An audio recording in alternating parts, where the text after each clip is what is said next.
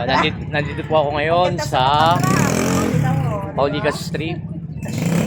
Nag-assiste ng mga taga Sapa Center tsaka DOH para sa tigdas-tigdas ang mga batang 6 na buwan bago hanggang mag-5 taong gulang. Sama po namin mga gandang doktora, mga magandang si Aro. Ayan, magaganda si Aro yan. Mga taga DOH. Ayan. Tinawag po yung isa. At isa pa. Ayan. Kapitana sa na rin. Mga taga City Hall. Mga taga City Health Department.